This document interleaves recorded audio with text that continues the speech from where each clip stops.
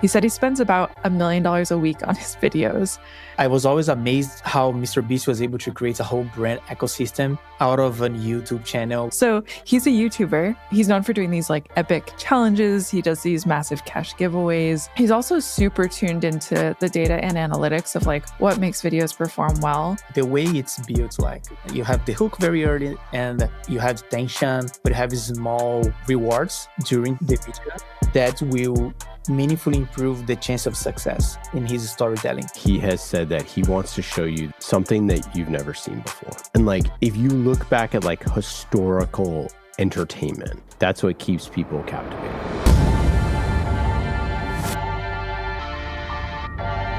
This is the best thing I've ever seen. That.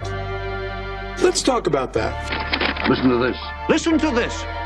Memorable? Well, then be less boring. Boring? Remarkable.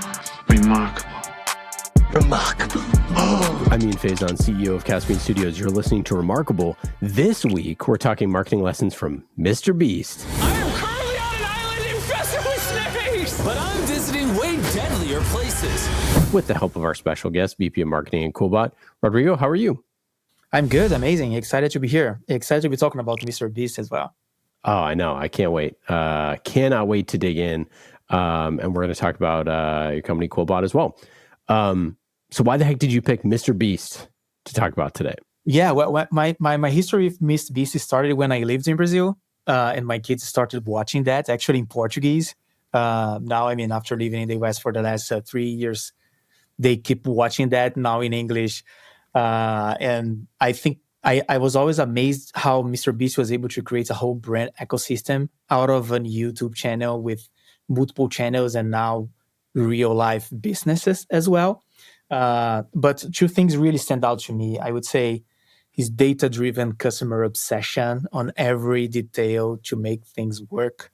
And I think that's such an amazing thing for us marketers today to think and stand out in such a crowded environment. And his storytelling, I mean, the experiences he does and how he tells the stories in a way that, I mean, it's just a video about guys with the hands on a Lamborghini that's being raised step by step, and it's so fun. It's crazy how he does that. So, yeah, I'm really fascinated on how he tells his stories, and that's what made me choose him. What's interesting, so I have a blog post that I'm working on right now. With one of his lessons, which we'll get into here in a second. But first, tell us about what it means to be VP of Marketing at Quillbot. Well, it's definitely a lot of fun. Quillbot's it's in the mission of helping people create great things. That's our business, and we are an AI writing tool today, really transitioning to be a full creative suite. So our idea is to really offer powerful AI tools who can help you write better, design better, create better, from generation to refinement. So yeah, it's been quite of a ride in such a competitive market, and we've been doing very, very cool stuff out there. Meredith, who the heck is MrBeast? So did you know that MrBeast's real name is Jimmy Donaldson? Because I definitely did not. Oh, that's hilarious. Yeah, of course. So he's a YouTuber. He's known for doing these like epic challenges. He does these massive cash giveaways, huge stunts with high production value, and he does like these random acts of charity. His top video currently is him organizing a real life Squid Game. I recreated every single set from Squid Game in real life, and whichever one of these 456 people survives the longest wins 456 grand. So if you saw that TV show, it was based on that, and I think really leveraged something that was like currently popular at the time. But of course, he didn't start as the MrBeast we sort of know and love today. He started his YouTube channel when he was 13, and he was just posting like gaming videos, and his original handle was MrBeast 6000. It wasn't until like 5 years later in 2017 that his first video went viral. And it's actually for what I think is like the most boring thing possible. It was called, I counted to 100,000. And he did it all on camera. So like just continuously filming. And I guess it took him more than 40 hours. Like the video itself is like 23 hours long. And it got millions of views in the first few days. And I was like, you really didn't have to try hard in 2017 to go viral, I feel like. But I think the thing was like he stayed up crazy. The entire time. I hadn't watched it till recently, and it's absolutely crazy watching him like descend into madness as he's counting. 'Cause I think he stays awake the entire time. Yeah. Yeah, it's crazy. Do you feel like you could do it faster? That's the thing. I was like, could you do it in under 40 hours? Like, could I personally? Sure. I don't know. I think my brain would melt. After this like first viral video, I was like, how long did it take him to put out his second viral video? Because I feel like it's got to be kind of like you have one big success. It's like putting out your first like big album if you're a musician and having that like go crazy. And then it's like, there's got to be so much pressure to make a second one. So it looks like about 6 months later is when his next one goes viral, and it was called Giving a Random Homeless Man $10,000. This is not clickbait. I'm going to give a random homeless guy $10,000 today. And I feel like this one had to have been like harder to kind of like figure out what comes next. Did I mention $10,000? So that's okay. So that's part of it. Yeah, and I think he leveraged a brand deal to get that, and they initially offered him $5,000, and he was like, "Well, let's go. Can we do 10? And it'll make it like the potential for a greater success there." And it did work. And so then he sort of took this idea of what I think gets views and sort of ran with it. I think another thing is like one of the biggest reasons for his overall success is that he really like takes what he makes and he invests it back into his next video. It creates kind of like the snowball effect. So you see like as he goes along, his videos become more and more like highly produced. Production value goes way up. He does higher value giveaways. He does these bigger stunts, like very high cost stunts. According to a 2023 CNN article, he said he spends about $1 million a week on his videos, which seems kind of outrageous. But part of that too is like, he's also super tuned into the data and analytics of like what makes videos perform well. On the Colin and Samir podcast, he had said, we literally will analyze the video second by second and see where people click off. We'll go, oh, people got bored 30 seconds in. So next time we need to get to the point quicker. And then he also looks at the way other content creators, how their content performs. And he says, I've gone through every single viral video on YouTube and just studied what made it go viral. He's like pretty obsessive about all of this, I would say, but it's worked. And he also really hyper focuses on the thumbnails and titles. He says if they don't click, they'll never find out the video is good. So we spend weeks, literally weeks on the thumbnail and title before we even start filming. And I think he only posts videos like every few months from what I've seen. I could be wrong, but that's kind of what it looks like on his YouTube. And of course, Rodrigo, like you mentioned, he doesn't just make videos now. He's expanded into all of his other brands. So he's got Feastables, which is like chocolate and snacks. I know I've seen them at the grocery store. He has MrBeast Burger. He has Beast Philanthropy. And then I saw something about like Beast Financial, like he's breaking into finance, I don't know, and doing like banking and crypto and things like that. And he also has a merchandise line. His primary revenue source is still YouTube ads, and he makes something like $85 million annually just off that. But his overall annual revenue is estimated to be between $600 and $7 million. 600 and 700 million. 600 and 700 million. Yeah, because he has so many channels as well. It's not just the main channel, right? It has Reacts, gaming, and the channels in different languages. Yeah, and revenue from other sources. And then he has the Amazon deal, which I don't know how much. I forget how much that was, but the Amazon deal is massive. Yeah. So, Rodrigo, you said your kids watch MrBeast stuff. Do you feel like it's really meant to be for kids, or do you feel like it can draw a greater audience than that? I think it can definitely draw a greater audience, I think.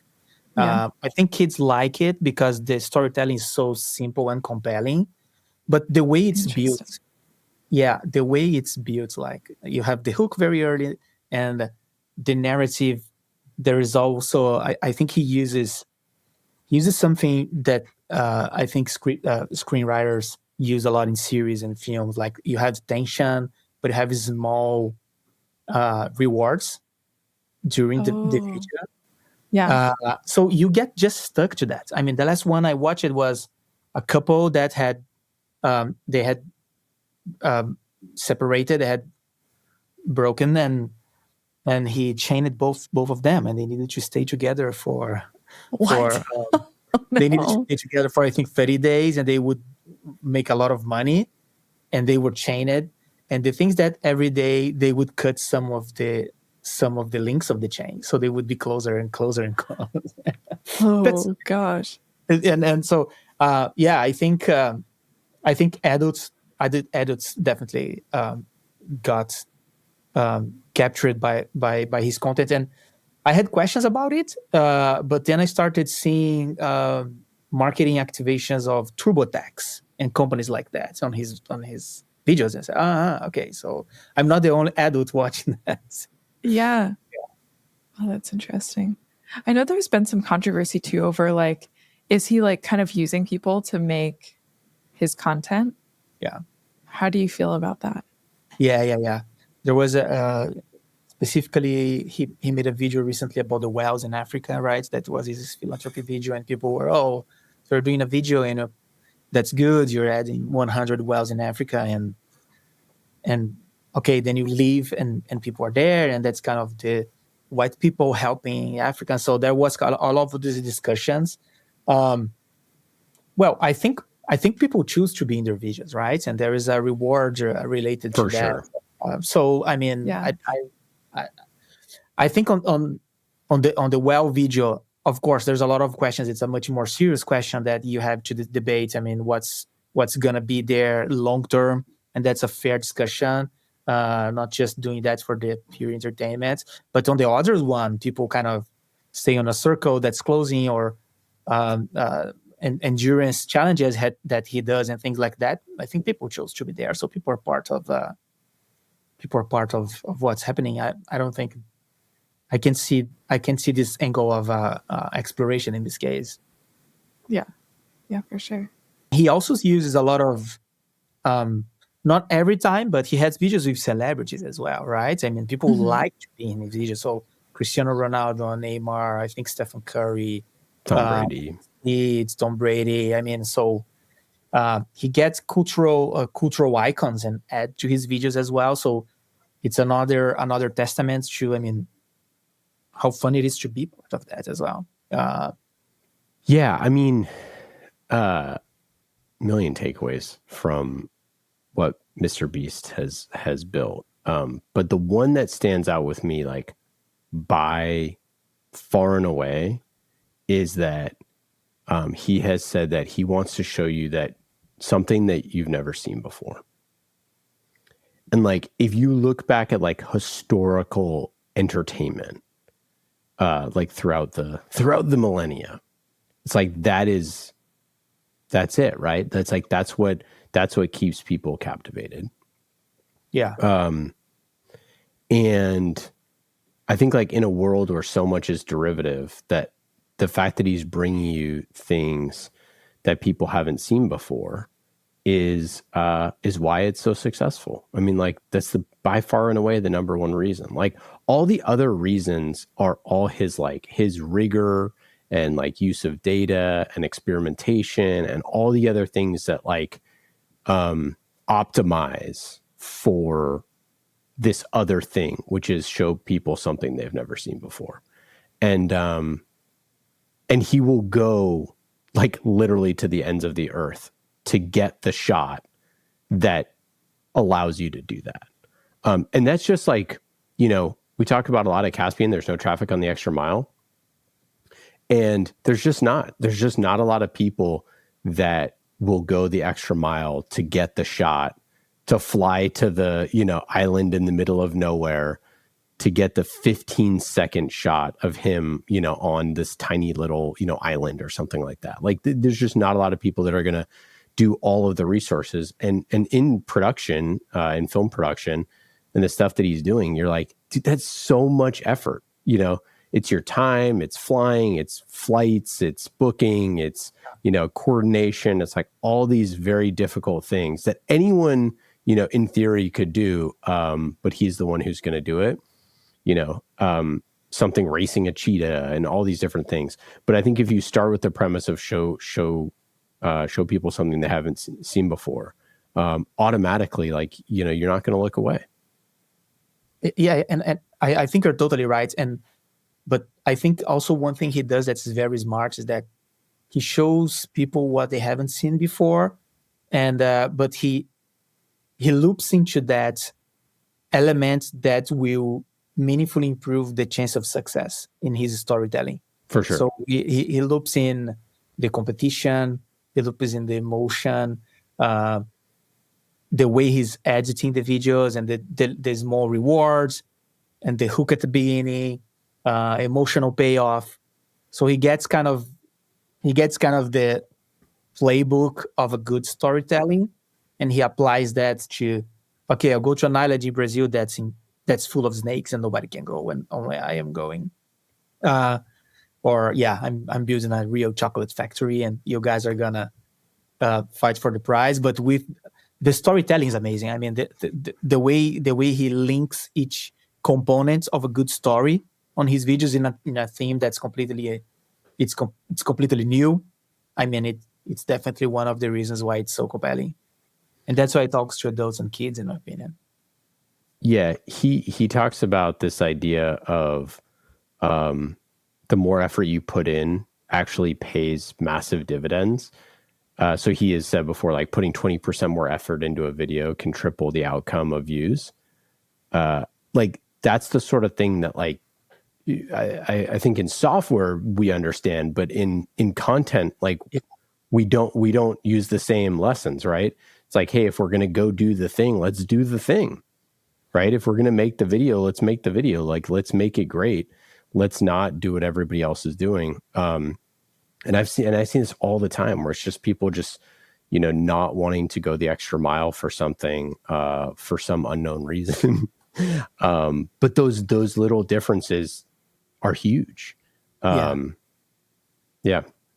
I would say I can think about many examples where, I mean, marketers should go deeper to understand, I mean, the impact of the investments, and I mean, influencers, in my opinion, is an example, especially if you're using them at an organic capacity without putting paid media behind. And I mean, the algorithms today are delivering based on affinity much more than based on the followers, right? So you get an influencer based on his audience profile, but he has a wide variety of contents that he posts, and outdoor content, and contents with dogs, and contents with his girlfriend. And the content with dog is going to be served to people who likes dogs. So if he does a content like that to your brand, is that the audience he wants or not? And what's the VTR of that? I love how MrBeast talks about the exit points of the videos, and especially if you're doing an influencer that's a long form video, does that make sense for you to pay to have a merchandise in the middle of the video, or how do you know? So I think these details, when you analyze not just the content we're producing, but the content we're sponsoring, and I think makes a huge difference. And it's easy to be lazy on that front, especially if you have a lot of money on your marketing budget, I would say. Yeah. It's interesting though, like, some of the stuff obviously he does spend a lot of money on, but some of the other stuff, like, it's just high concept, like, it's not that he's spending the most money on it. And you think of, like, comparatively, I mean, his videos have been going viral for a long time, right? So it's like, he didn't have all the money 6 years ago. You know what I mean? Like, it's not nowhere near as much as he's spending now. And those videos were going viral back then. So, like, the idea of showing something that the audience hasn't seen before, it isn't budgetary restrictions, right? It's like, you just need to figure out a way to do it. No, I agree. I was mentioning that marketers can get lazy, especially if they have a lot of money. Yes. Totally. But and then started with, I mean, low. Was kind of he isn't on a growing trend in terms of investments, but yeah, for sure. I think there's a lot of quality there, not just associated with the investment. Yeah, another thing that I think he's so good at is building repeatable formats. And this is something that like I preach a lot here at Caspian, and I feel really strongly about is like your marketing team needs, I call it serialized content, but you need to build little series, mini series, micro series, regular series, whatever you want to call them.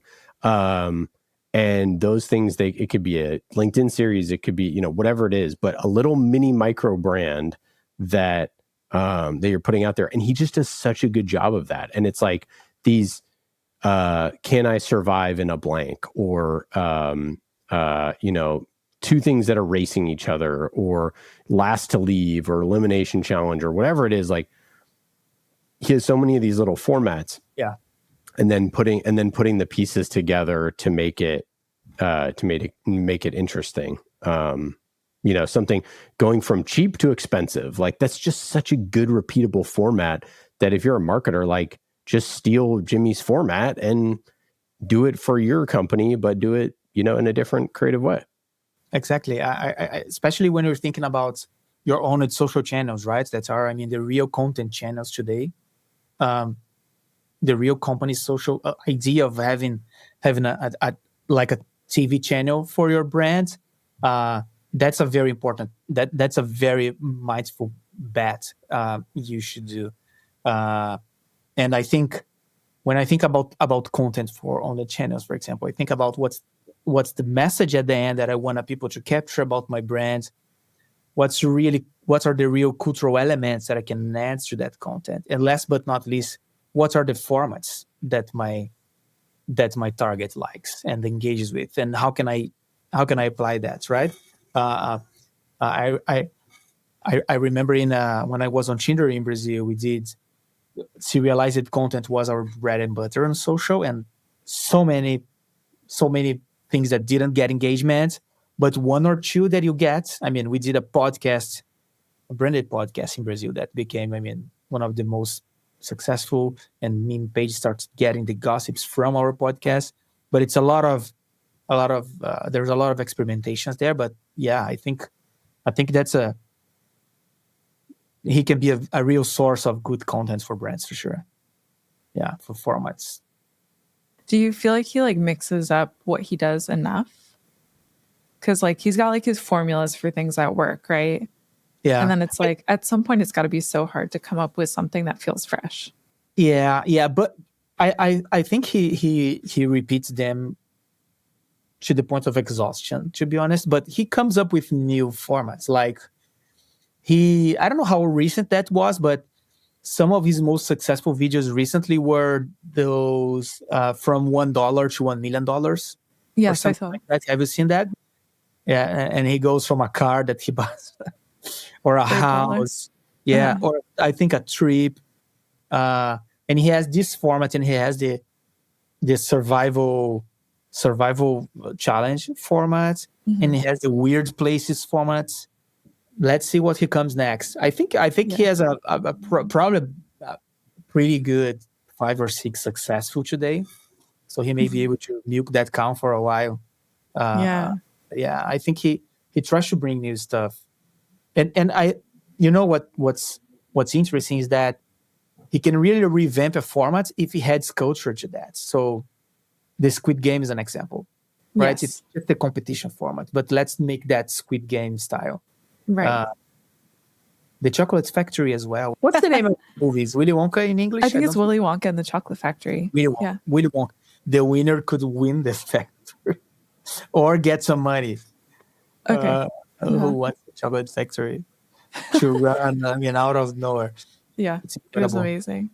Okay, so you mentioned that when you were at Tinder, that serialized content was your bread and butter.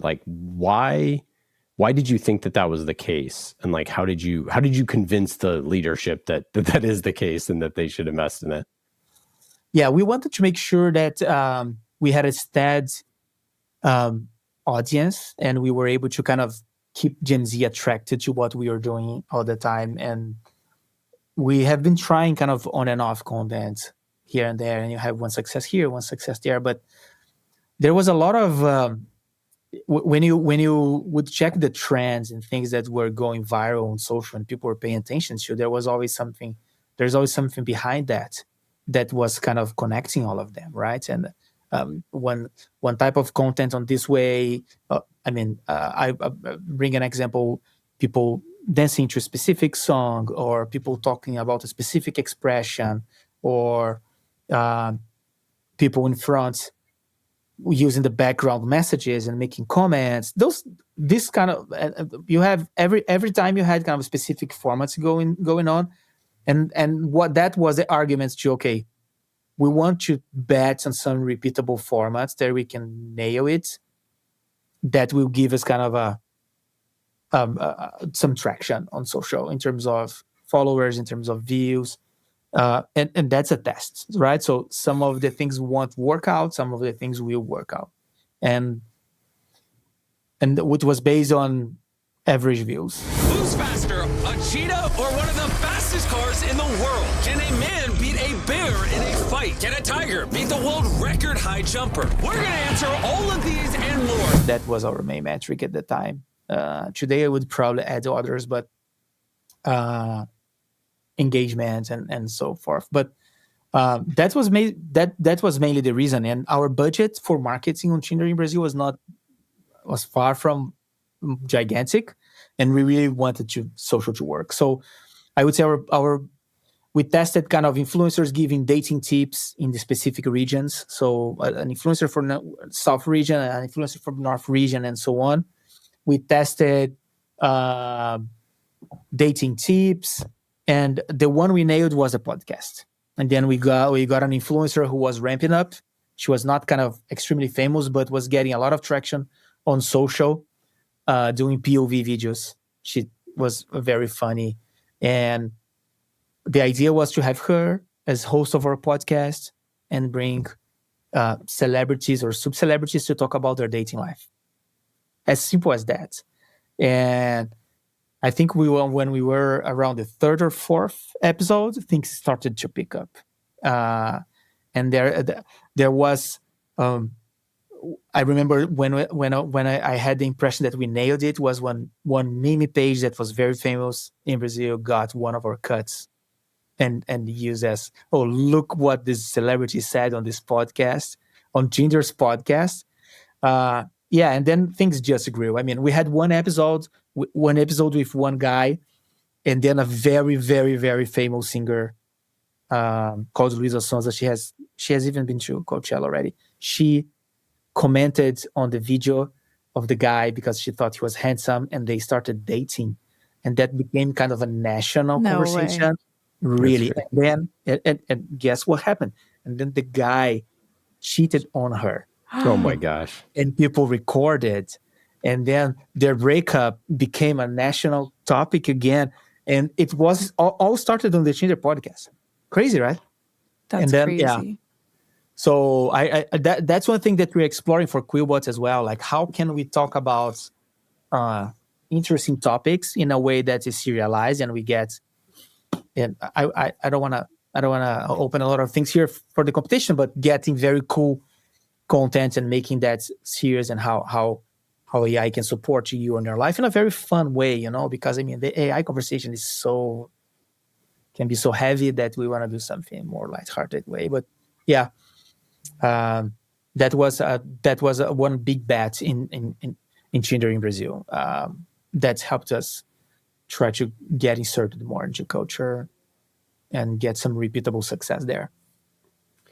Yeah, I mean, it's so cool to hear you say all that stuff, and like very. I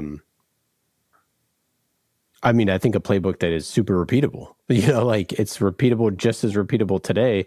Perhaps just with more clips being at the center of the strategy than it used to be, and probably YouTube more center at the strategy than it was back then. But I mean that same exact format of find a up and coming influencer, build them a show. I mean, we do that with B2B companies like all the time to sort of like build someone either in their organization or externally, like, build a show with that person. The other thing too is like, I think that just the branded nature of what you were talking about is really cool. But making it around a person who's not like a Tinder employee, I think probably obviously gave you credibility, but also makes it feel more like their show and not just like it's home cooking, you know? Yeah, that's a good call. I mean, we tried to make that branded, but not as heavily branded, in a way that people wouldn't kind of reject that. So the brand was there in a very organic way, right? So the brand was there. There were some parts of the podcast where we would kind of use Tinder elements like super like or no. The microphone, of course, was all dressed up. The backdrop, but that was it. I mean, it was all about the content in the conversation, and I mean the cuts, the edits, the short videos were. I mean, one of the reasons of the success was the way we're doing that, and to refer to MrBeast again, we got very detailed on what was going to get traction, what was kind of the exact types of things. And I remember that we used to talk about the false polemics. Can I say that in English? That were kind of topics that are completely irrelevant, but I mean, to the world. But when an influencer talks about that in relation to his dating life, someone famous that the person dated or some, that get a lot of traction on social. For sure. Those are the kind of stuffs that were. But I would say in the US, the environment is much harder for this kind of products, this kind of serialized content. A branded podcast about dating and influencer celebrities, sub-celebrities dating life is much harder to pick up, I would say, because here you have so many other good podcasts already about it, and so many good content. I mean, Call Her Daddy is one. So on Tinder in the US, our strategy was different. Was let's partner with Call Her Daddy, because that would make more sense. So that was the different approach you took to kind of same solution. Let's be in this environment, in this conversation, but it's not the same. It's more adsy than a branded content, but that was the best solution for the market, I would say. Yeah, interesting. Yeah. You know, and I'm sure that, you know, a listener might think, well, your Tinder, you could, you know, back then, it's like, well, your Tinder, you can do cool, fun, and creative stuff. Like the one night stand video is so funny. It is. That's the like one night stand becomes 2 night stands. It becomes 2 night stands. It's so good. Yeah, it's so started good. to swap. That's the global campaign. Yeah, we launched. That's amazing. But I think that's the sort of stuff, like, I just think, you know, people are like, well, you know, you can do that when you're Tinder and be tongue in cheek and all those sort of things. But like what's stopping a B2B company from making a podcast about celebrities' love lives? Right. Yeah. I mean, like, it's like, it might not feel like quite as, you know, brand close. But like, it doesn't always need to be a perfect 1-to-1 match. So anywho, that stuff is. Yeah, that makes sense. There is it's also a marketing strategy to get people talking about you and get you in the buzz without like, it's like the guy who was caught up with his lover in the Coldplay. Of course, yeah. Oh, and the company kind of the company kind of leveraging that with Gwyneth Paltrow. I mean, also.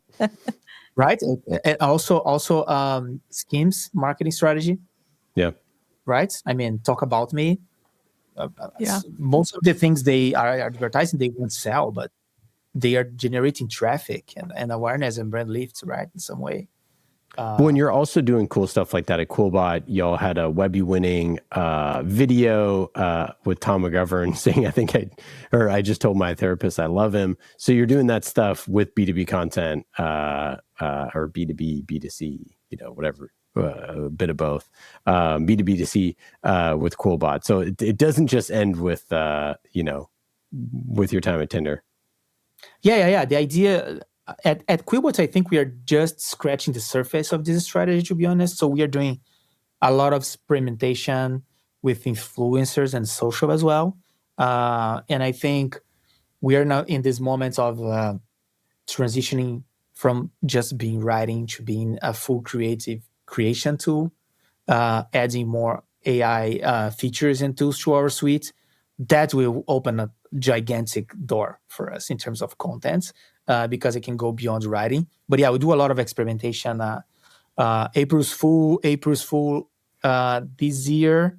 We love, things are happening so fast but this year, April's Fool, we did an activation that we created a paraphraser to help people understand their Gen Z employees in their companies, because they talk in slangs and everything. So we're trying to do stuff that attracts attention and have different kind of approach in terms of content. And we jump into silly trends as well. I mean, our most popular video in terms of organic traction was a video that we were offering for options for people to know how to tell us how a laptop walks, and the laptop goes like that, or the laptop goes jumping, and that was it. And people loved that, and 30 million views, organic, and people talking about it. But people were finding out about Quillbot at some way. So a lot of experimentation.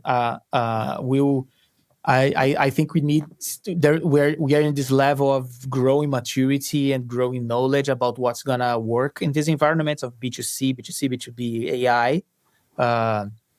But it's not going to be for lack of experimentation and being bold and trying different stuff, for sure. I put 100 people inside of a giant circle, and whoever leaves the circle last wins $500,000. But if you touch the red line, it's game over. I don't care how long this takes, whichever one of you leaves last wins $500,000. I love that.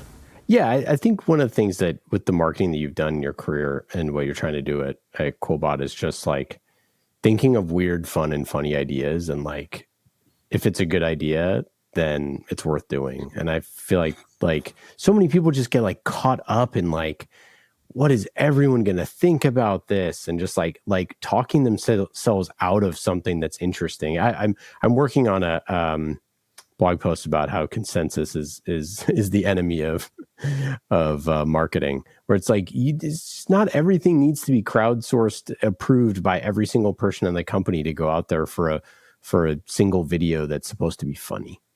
Yeah, I think one thing that I have a very creative team, and one thing that we're always discussing is like, let's bring things that make us, think twice if you want to prove, and if that makes sense, and give me a little bit of heartburn if that's the right thing. But you need to be. The thing is that the war for attention today is crazy, like never before, right? Mm-hmm. I mean, if you ask my kids what are ads, I mean, they know because they anxiously wait 3-5 seconds to skip on YouTube, and that's it. So how can you make people pay attention to that today? Pay attention to your brands and spend the time they would love to be spending on a TikTok video they love to spend that time watching your branded content. So I think entertainment is there's no way. There's no other way. Unless you're very, very, very down at the bottom of the funnel and you're an established brand, and then you can do something that's more, salesmanship type of ads. But the fight for attention is brutal today. It's brutal. So if you don't go wild, sometimes you won't get that. But I agree with what you're saying, but also like if we were to take the MrBeast approach to this, is like, could we make it 20% better and have a 3x return? And it's like, could you make your most bottom of the funnel crystal clear value prop funnier or more interesting? Like I feel like you're the video that you won the award on with the I Told My Therapist I Love You. That's like a top of the funnel ad, but that equally serves as a bottom of the funnel ad. Like, you know what I mean? Like, I don't know. And maybe it's just for B2C, for consumer products, so like maybe you can just do that. But even still, I mean, I don't know. I question if, I think people spend too much time on that like super bottom of the funnel type thing, when you could probably tell that story in a better way too. Yeah, there's data on that. There was a report. Launched by System One and TikTok in the Cannes Lion Festival a few months ago, where they evaluate ads that are in terms of brand lift and in terms of conversion, and the ads are split by their level of entertainment and their level of salesmanship. And the more salesy the ad is, he has a better conversion on the bottom of the funnel. But when you use high entertainment ads on the bottom of the funnel as well, they convert the same or even better. Depends on the size of the brand. If the brand is very small or doesn't have a lot of equity, the entertainment converts better. And big brands, they can be more kind of transactional because they already have equity. So the salesmanship ads converts better. So that's very interesting you're saying that, because there's data that backs up what you're saying. I got to just go back to the fact of how clever the Tinder turning a one night stand into 2 nightstands is. Like, that's just like perfect copy. We might need to do a whole episode on that. I'll bring you back. That's just like literally absolutely perfection. The backdrop of this campaign is that I had just got the VP of Global Marketing role there, and the big challenge was kind of how we can reclaim our brand narrative, right? Because Tinder is a hookup app, and that was a story being told by others, and everybody knows someone who met or started a relationship on Tinder, and many people even know people who got married with someone they met on Tinder. So we wanted to tell this story, and while not denying the hookup aspects of any dating app, we wanted to tell you the story that everything starts with a swipe. Every type of relationship you're looking for. And then the campaign, it was the first global campaign that Tinder ran. We ran that, everywhere in the world. It was an amazing experience. The idea was to tell the story, and we wanted to make videos that had very good copy and had very good insights. There's one of the videos of this campaign that's a lesbian couple, and it's called 3-Day Date, because they have a date that lasts 3 days, and that's something that is common in the lesbian community, and everybody talks about it. So that was reading society, reading what was happening, and let's reflect that. And the other was when you leave your toothbrush in your partner's house for the first time, and then you realize something's going on here. So that was another video. So all of them have good insight behind it to make sure you could tell this story. Yeah, that's so good. It's so good. We had amazing partners. Mischief it's our creative agency. It's amazing partner. They are amazing. That's cool. Yeah, that's great. So what, like, when you came into the role at Quillbot, what's your content strategy? How did that fit into your bigger marketing strategy? Yeah, on Quillbot, we really want to show how our product can be not taking over human creativity, but helping you refine and making your ideas better, right? So every piece of content we put there is trying to show the value of the Quillbot experience, and we are trying to check 2 boxes at the same time, while at the same time kind of increasing the awareness of the Quillbot brand. That's a brand that is still in its growing stage in terms of knowledge, especially in the US. So we used to focus on things such as language tips, and then you would understand how you could, improve your writing and language on Quillbot. We had one line that was communication, how you can communicate more effectively. We had one line that was working on confidence, hit send with confidence. Quillbot's here to help you when you're writing an email to your boss. Like the content you are mentioning is the guy sending a message to his shrink, right? And like how he's going to write that in a good way. But we also have other lines of content that we call, for example, Quilture, where it's Quillbot in the culture. And then we are mentioning kind of expressions that people are using out there. Fun. There is another line of content that is the competition. So this format that there's some traction on social about you start with coffee from different parts of the world, and people go voting, and then you have the same final and final. We do that with expressions at work. So these are the expressions that people use the most, and the second is it's cool. So yeah, we are experimenting. Again, it's a very young brand, and the market is a market that's a very nervous market. I would say I like to say that every morning when I wake up, there are 5 different competitors. Oh, of course, yeah. Right. Oh yeah. And AI, there's a lot of conversations about it, and we are expanding to be a creation tool. So it's a never ever evolving strategy, I would say. So 3 months from now, we'll be in a different place. We are already reviewing our content pillars. So yeah, our strategy is really based on today influencers and social content.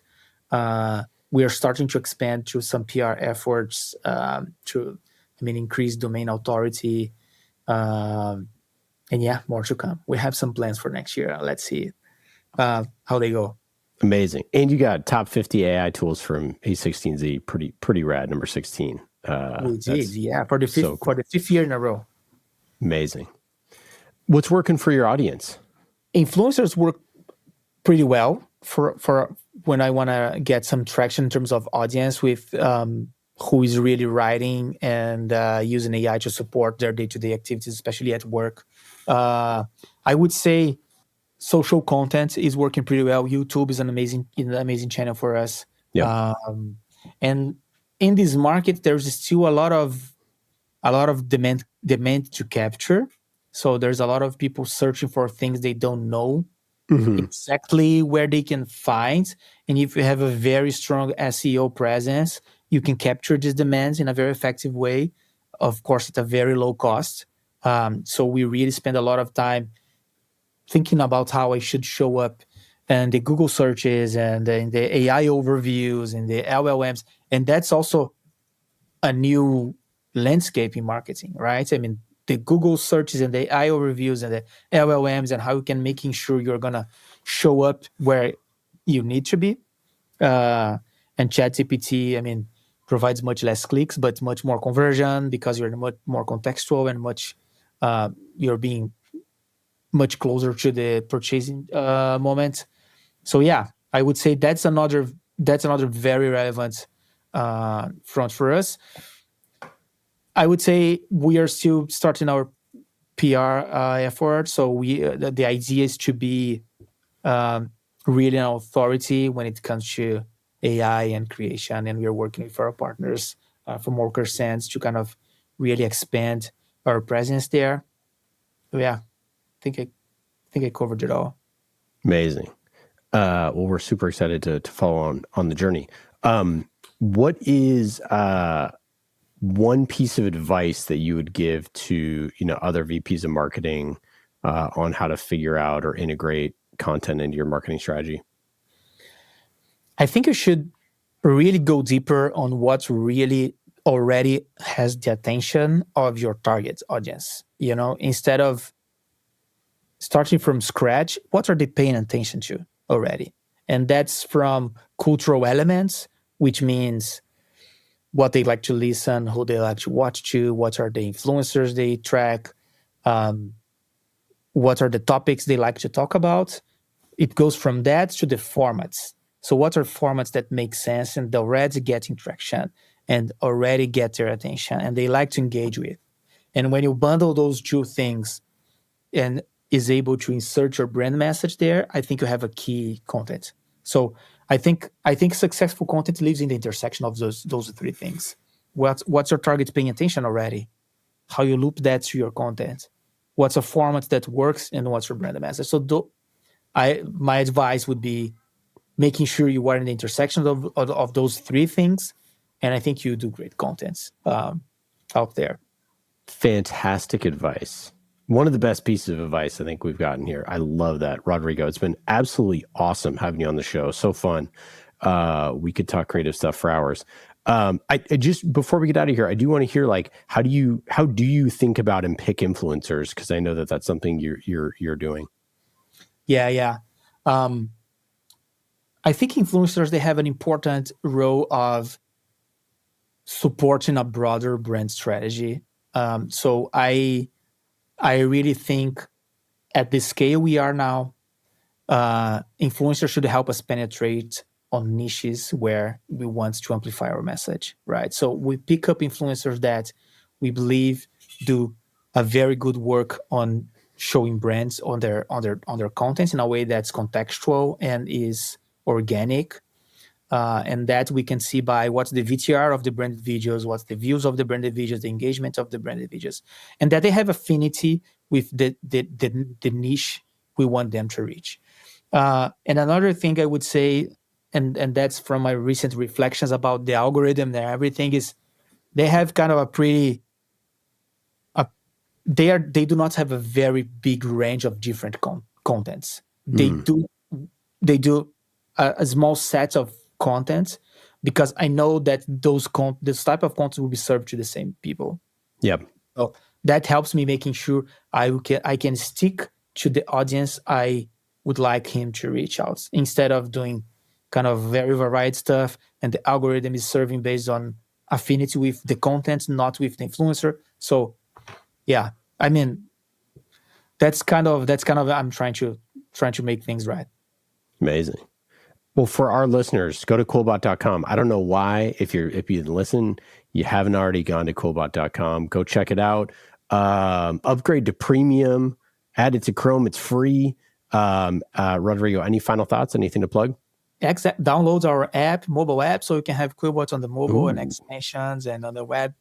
Yeah, give it a try. It's an amazing tool. Yeah, I mean, marketers are living a moment of a lot of changes, as has always been for marketers. So that's the reality we live in.